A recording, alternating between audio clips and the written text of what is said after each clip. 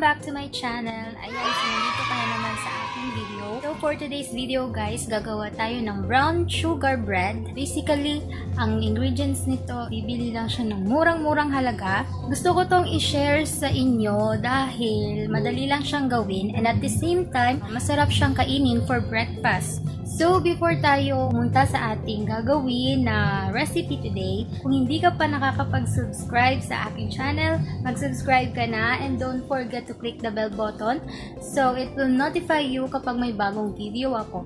Comment down below anything na thoughts about this video. Without any further ado, let's start the video. Hi! Nandyan ka na naman sa aking channel. So, ayun, once again, welcome back sa channel ko at sa video ko.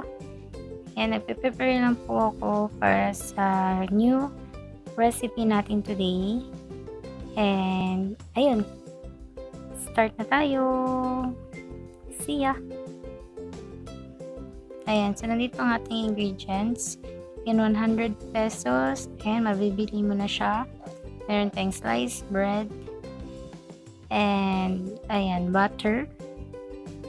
Parang 35 pesos or 32 lang yan. And then, brown sugar. And, mura lang din yan siya.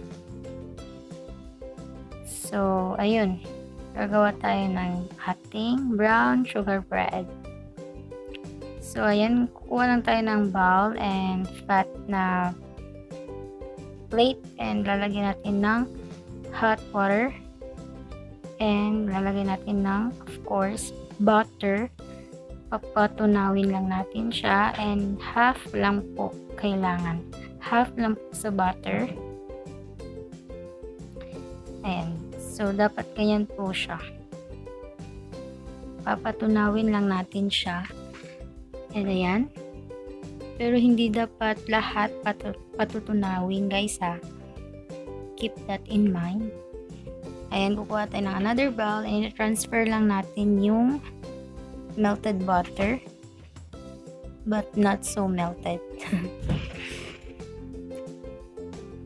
Ayan.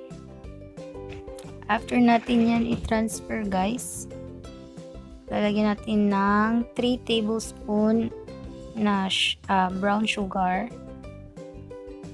Ayan, ihalo lang natin together with the butter. And after natin yan siyang haluin, ayan, dapat ganyan siya, guys, ha. Make sure na ganyan ang itsura niya. Ayan, kulang pa siya, guys. So, lalagyan natin ng another 2 tablespoon of brown sugar. Ayan, and then haluin natin ulit. So, ganyan na dapat ang itsura niya, guys. Ayan. Para siyang peanut butter. And then, kuha tayo ng ganyan. Ng ganyan. Ano tawag dyan? Nakalimutan ko eh. So, lagyan natin ng bread. Kuha tayo ng bread. And of course, syempre, alam natin kung anong gagawin sa bread. Spread lang natin yung melted butter with sugar, brown sugar. Ayan, spread lang natin lang siya sa bread natin. Ayan.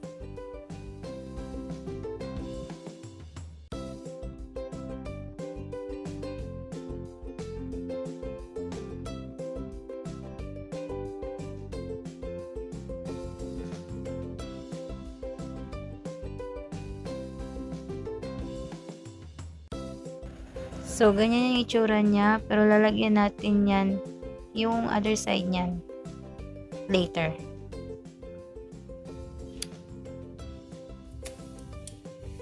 Ayan. So, every side, guys, 1 minute only. 1 minute lang kasi baka masunog siya. And then, after nyan, lagyan na natin yung sa taas niya. And then, flip lang natin. And once again, 1 minute lang para hindi masunog. Ayan. Okay na.